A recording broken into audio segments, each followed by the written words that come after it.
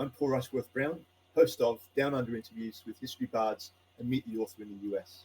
And we're here with a very interesting author today, Rauh, who's written a very interesting book, A Letter Unwritten. Two women shaped his life, a mother who refused to break and a wife who met every storm with courage. Their stories lived in the shadows until he finally stepped forward to tell them. A Letter Unwritten is the journey of a son looking back at sacrifice, at survival, at the quiet heroism of women the world rarely notices, that families never forget. From the trauma that marked his childhood to the fear of becoming the man he swore he'd never be, this is a story of confronting the past and finding the strength to choose a different path. Through his mother Jo's resilience and Bonnie's enduring to speak them. A Letter Unwritten, the memoir that honours two extraordinary women and the son changed forever by their courage. So Randy, welcome to the show. Thank you. Thanks for having me. It's a long way between Oklahoma and Sydney, Australia. Well, not by computer, so it's much closer than we appear. Yeah. So, why did you wake up one day and suddenly think, right, I'm going to write a novel. I'm going to write a memoir. Yeah, that's kind of odd for me because I was not good at English in school. So clearly, writing a book was not in my career path. But what happened was, of course, at my age, no surprise, my mother's passed away. And so when she passed away, I thought about writing about her story. Her life story I felt was so interesting. And I really wanted to write a book at that point, just about her. But life got in the way. And but even more took place even after she passed away, and gave me much more information and much more material, obviously, to write and write a more complete book about not one but two women. And it's a very powerful novel, very emotional. Was it difficult to write? Sure. Yeah. No, it's difficult topics, and I'm very open and honest about my life and mistakes I've made along the way. And I felt that was important to write it from that perspective and to not leave anything unsaid. Letters were an important part of this, as given in the title. But more than that, those letters and words are things that sometimes haunt us, and sometimes we don't have a chance to come back and say the things that we want to say. And so I felt like this book was my way of saying many things that were left unsaid, and that I really wanted to say, both to the women in the book, but also to those around me who maybe not have known me as well as they may have thought they knew me. Does that worry you a little bit? No, not at all. Not at all. I'm very open about my life and even the mistakes I've made, but I think people see that I've overcome a great deal, and in doing so, I think I lead a life now that I think it leads by example to others, and that's what I want to do. And do you want to? You don't have to go into it too in depth because we want people to read the book. But can you just give us a brief, I suppose, explanation of sort of like who your wife and your mother, what type of people were they? Well, my mother, grew up in a very simple surroundings, and she had kind of a rough childhood. And then her marriage wasn't easy. Her husband was much older when she married very young, right out of high school, and was a stay-at-home mom. Was very nurturing and just a wonderful person that everyone who took the time to know her really loved her deeply, and she really had a great deal of friends. My wife. Great stories in the book about how we met and our courtship, and a lot of funny stories there. And she was so important in my life, and it helped guide me. We definitely soulmates and partners through lots of ups and downs, but we were always together. In 1843, a young girl is torn from the world she knew and brought deep into the harsh reality of Louisiana's plantation life. At Fox Creek, Monette grows up between lines she did not draw. Lines that decide who belongs, who serves, and who survives. Childhood slips away. Silence becomes protection. And every day, the weight of the place presses harder. Cyrus, the boy taken with her, grows into the steady presence in the fields, the one who watches over her when no one else will. But danger doesn't always shout. Sometimes it stands at a distance, just watching. When the planter's son begins to notice her, out gathering wood, in quiet corners, in passing glances, the ground beneath her feet shifts. So your family, obviously you live in Oklahoma, your family have been living there for quite a few generations, I assume.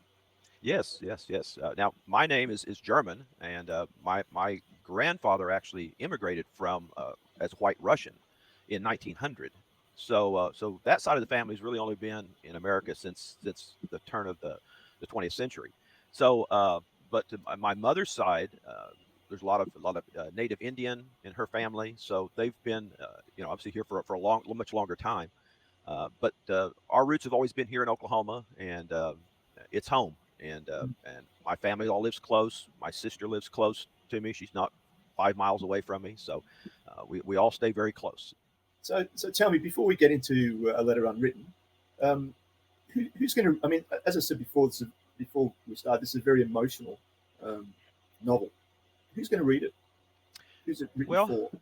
so I thought at first I was writing it for women because I thought, okay, the two main characters are two strong women who struggled with great struggles through their lives, and I thought that's who I was writing it for. But then I realized that I think men need to read this book as well. I think they need to see and appreciate the women around them.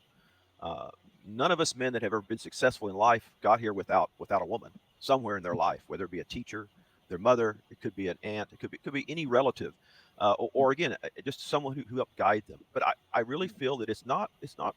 I can't really put it in a box and say it's only for this group of people. I really think it's for anyone who wants to learn how to appreciate strong women. There's a Yeah. lot in the book about grief. Grief is a pretty major component of the book, and I think anyone that's struggling with grief, this book can be of some benefit to them. So yes, I really don't find it's written for one particular group. So Who's the hardest character to write about? Was well, there I think one that sort of brought a tear to your eye? Was there? I think writing about my father was difficult. Um, we had a difficult relationship. A lot was left unsaid, and a lot of years went by without any real contact, and those were difficult things to write about. Write about his illness, his Mm, mental illness, mm, and then that was a difficult part to write about. Um, Obviously, writing about my brother mm. was kind of a difficult as well. We were very close, and that's also important. But yes, those were probably the couple of the characters. You would think the women would be the difficult ones. They were difficult, but I had so many great stories to Mm. share with about them that was helpful. But bringing back memories about my dad Mm. and then about my brother, they were somewhat painful as I wrote this. Yeah. So yeah, look, I'm not going to go into. I mean, I know um, what the outcome was with Dad, and I think there's probably parts of the book that are better left unsaid in this arena, but definitely interesting for people to buy the book and read it. So if you were if Dad and Mum and wife and your wife were looking down, what do you think their thoughts would be about the memoir? Well, they'd be first surprised that I wrote it, but I Because also you're bad at English. yeah, they did. They would have figured they would have had it in me. Yes, but I think they would be pleased at how maybe I put it together, in the sense that I wasn't trying to preach. I wasn't trying to make a point or trying to sensationalize anything. I was just basically trying to mainly write about two women I'm very proud of knowing and having them in my life. And I felt that if people could read about them and also maybe about the struggles I went through, that maybe those things would help them as they face their challenges. Yeah. And so Now, I hope they're proud. yeah. Now, you're heavily involved in the church, aren't you? Yes, yes. I was there all day. I've been there since early this morning cooking breakfast for a fundraiser for buying gifts for children at Christmas. So yes, I was Yeah. there most of the day. Yeah. Wonderful. So, are there any sort of like um, anything from sort of like I suppose things that you've taken from the church and from people that that you need at church, that and I suppose some of the value and morals that you've sort of like brought into the book? What themes? Well, I feel like a lot that I've learned is of service, to try to give. We want to give to people around us. I've enjoyed what I do at church. I also volunteer at the local hospital as pastoral care, where I go visit there to visit patients, to pray with patients. All those things are things that I would never have thought of doing years ago. They're things that really my renewed faith, which is fairly recent. So I'm a fairly recent convert to the church within the last 12 years, but that's changed my life. There are things I'm doing now with regards to service and to things to help others around me that probably would not have done before because I was so self-absorbed in my own little Yeah. world. And now I Yeah. see the world very differently now. Yeah. So do you think that the novel has, or the memoir has has has been generated by this? Well, I think it gave me the courage to do it. I think. I don't think I've always been very, very much of an introvert, in the sense that I was always very shy about sharing things about my life. And that's why a lot of my friends that have read the book are shocked, because they're like, I had no idea all these things he's been through. And so I think my faith is what's really, again, gave me the courage and the strength to do this and not worry about any consequences of how somebody might view me. Because, as you know, in the book, I throw myself under the bus a lot in the book. I don't spare myself any type of bad press, if you will. I mean, I'm very Yeah. honest and open about all the mistakes I've made, and I could never have done that without the faith I have. I could never have Yeah. done that before. And the people, well, the people that have read it, have they, what are some of the comments that they've made? I mean, I've seen the reviews, and obviously the reviews are very good, but do they just go, wow? Oh yeah, I get a lot of wow. Yeah. I know when I first gave copies to friends at church, I warned them. I said that now when you see me, if you walk past me and you're doing this with your eyes, I'll understand that you don't want to make eye contact anymore. But no, they've all they've all gotten past that, and have been very supportive of the book, and been very pleased with the stories that I wrote, and agree with, again, many of them knew my wife for certain. Yeah. Most all of them did not know my mother, but they knew my wife, and Yeah. certainly knew how wonderful person she is. So you've you've written this novel, um, or this memoir. Was there anything that was in it where you just sort of like thought, no, I'm going to take that out, or I'm Oh, going there to were put several this? things. Yeah. Yeah, there were several things that I put in and I took out. This book went through a lot of iterations. My first draft is completely different than the final book. I went through a group of beta readers that helped me a great deal, Right. and then my editor was really good about certain things I had in there that I was maybe more critical of someone in the family that I should have been. And they said, Right. you're not gaining anything by doing this. Why not back off Yeah. and just kind of, let that go? And I think that was Yeah. good advice. That was good Yeah. advice. And I think that the book could have been much darker had I Yeah. left a lot of that in. I mean, there's enough difficult things in the book without making it any darker.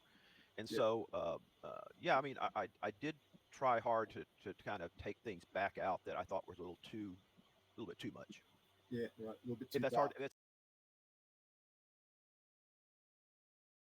Faith, power, betrayal. How far would you go to save the one you love? From the shadowed halls of the Vatican to the misty canals of Venice, Vatican Daughter is a gripping thriller of power, corruption, and a mother's relentless pursuit of justice. When her child is stolen to protect the Vatican's darkest secrets, she dares to defy the most powerful institution on earth. Immersive and suspenseful, this novel unearths scandal, intrigue, and untold truths, weaving a story of maternal courage against systemic hypocrisy.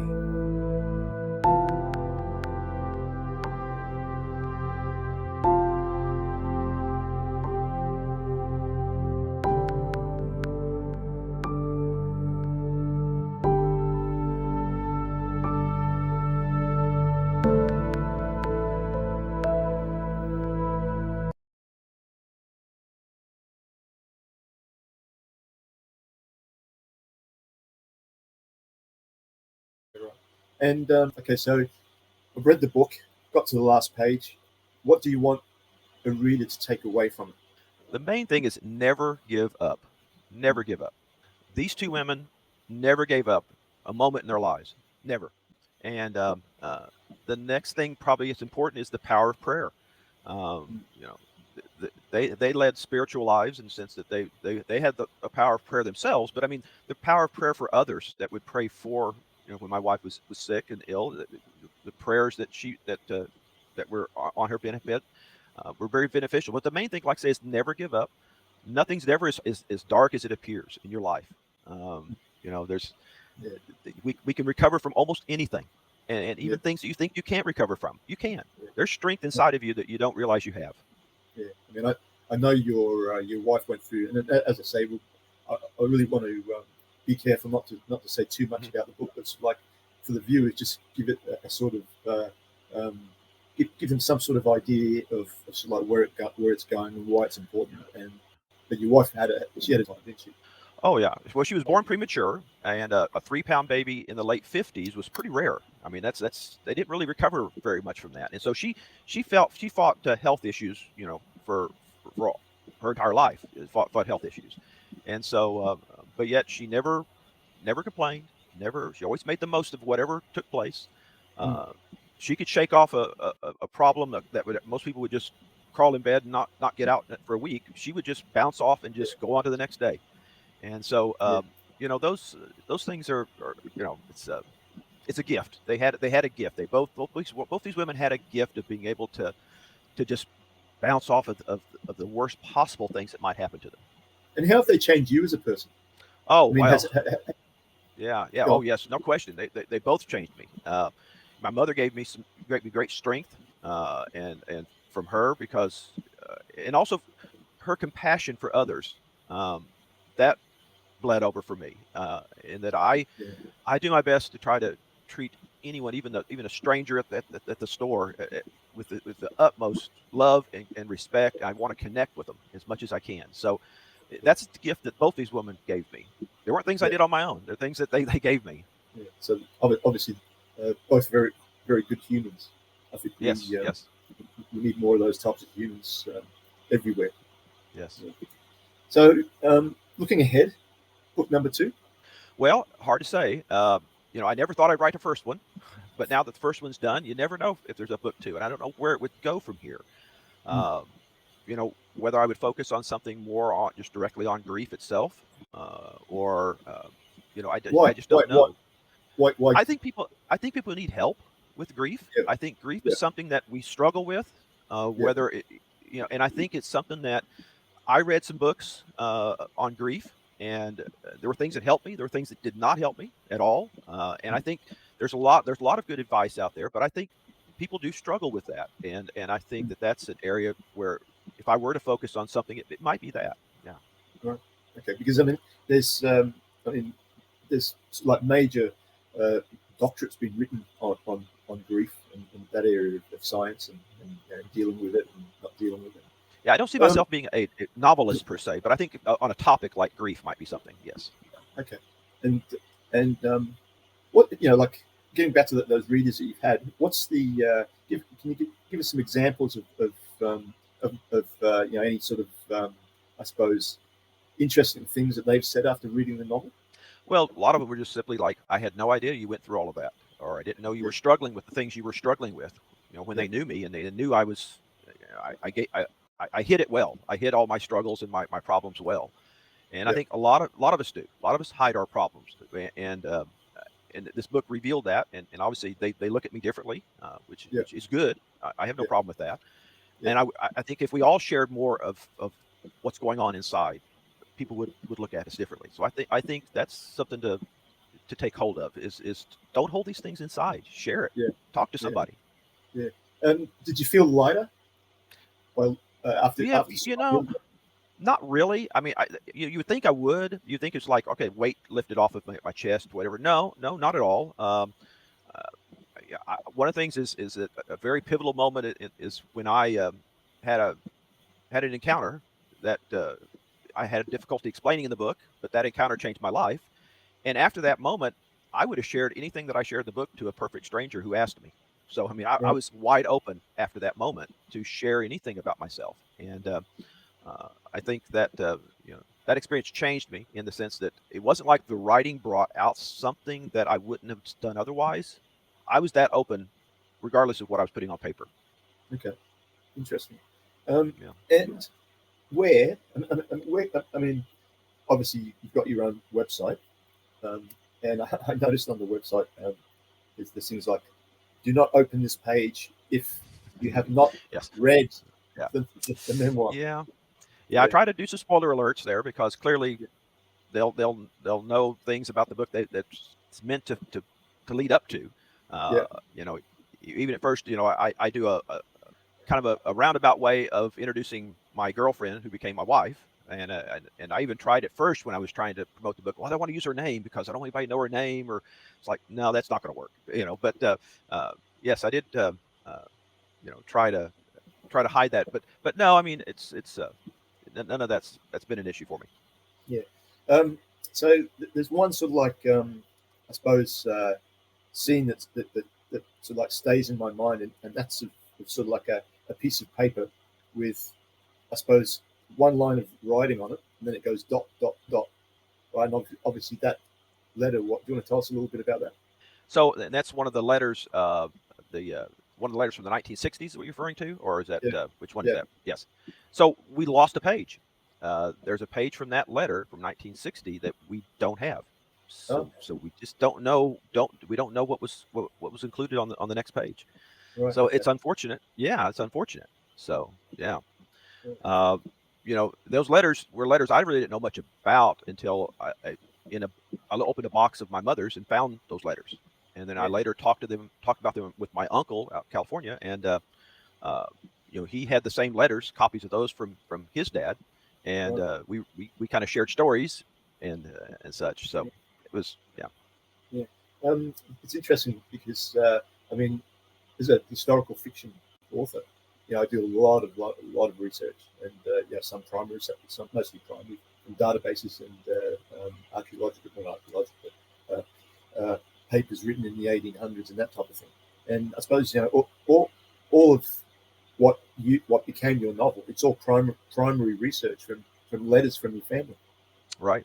Yeah, there's no real, deep research that I did. I mean, one of the things was the letters of my wife I had lost contact with, and she was a prolific writer of letters to me during college. And I remember after college, I presented her with a box of the letters with 300 to 400 of these letters. Wow. And then time got out in the way, and we basically lost track of those letters. And I thought they were lost forever. Yeah. And it wasn't until much later that even when I was thinking about working on this book, that I actually find 37 of those letters in a packet that my mother had put away. How she got them, I don't know, but I was lucky to find at least those 30. When you're going through these, sorry, there's a bit of a delay. Sure. Kangaroos aren't peasant fast enough. So was there any letter that you read that you went, whoa, I didn't know that? There was a letter from my mom to me that talked about how she was trying to find why I was always upset when I would leave, when I would come home to visit from college. Yep. And it really it hit me hard. That letter did. I remember the sentiments at the time. I remember how she was always frustrated when I would come home. I'd go to my girlfriend's house to visit, and I'd spend very little time at home with her. I'd go home to sleep and to get up next morning, and off I went again. So, she was very much being left out of my life during college, even though I was coming home almost every weekend. And so that letter hit me hard. And one of the things that I had done was I shared some of those letters that I hadn't told my children about, my kids. And I shared that one letter specifically about Mom writing about me being upset with her, thinking that I was upset and that how do we fix this? And I was trying to let them know that, even though they might have had issues with me or their mother, those same issues took place with me and my mother. And that they need to understand that all kids have issues they have with their parents. And so it was a bit of healing for all of us, actually, to help relive that difficult letter. Yeah. Right. Difficult letter. So where are people going to get this memoir? Where can they get it? Where? Yeah. So there's lots of places. I mean, obviously Amazon's the most logical place, but obviously there's lots of places where they can physically get the book. I do have an audiobook out now as well. I was very blessed to have a very good voiceover actor do the book, and he did a wonderful job on the audiobook. So I'm very proud of it. So that's another resource as well. Wonderful. And so really all the major outlets. And obviously you've got your website. You want to tell us what the website is? I'll tell you what. Rather than doing that, I'll put all the links at the end. Sure. Yeah, the idea with the website. Yeah, the idea with the website was to put pictures of the women, mainly to get pictures of them out there, and then also to actually put all the actual letters in their handwriting, so they can see the letters in their handwriting. And I think that's important to see that and go, wow, those are real. He's not making that up. This is real. Yeah. And so those are treasures of mine. I keep them in a lockbox next to my bed, and those are treasures. Yeah, I mean, when you sort of like compare back then, with people writing letters backwards and forwards, across continents and that type of thing, things are sort of like so different, obviously compared to now. And I mean, I think a lot of those feelings and thoughts that you got from those letters, if they were written today by email, they're lost, aren't they? Really? No, not at all. You wouldn't cherish them like you would a letter. Yeah. I mean, a letter is something that you would receive. I know the times I would receive them in college, I would read them over and over and over again. And nobody reads emails over and over again. They don't. Yeah. And so, we cherish the. No, I have trouble reading. We hit the delete button. We delete. That's what we do. And so, no, we don't do that with letters. And the thing about letters too is that you had to take some thought to put it on paper. You didn't just throw up some stuff, abbreviate some words, things of that nature. No. You took time. Yeah. They took time to do, and it took thought. And sadly today we don't take that much time and thought into the words we share. Yeah. And we share words flippantly on email, or we post things that we should think through. If we wrote them down on paper, I don't think we'd post the things we post now. If we put them on paper. And I think it's getting worse. I think it's sort of like the next generation. I think Chat GPT and all that type of thing. I mean, I can see sort of like the next generation just throwing something into a chat box and getting an email out of it.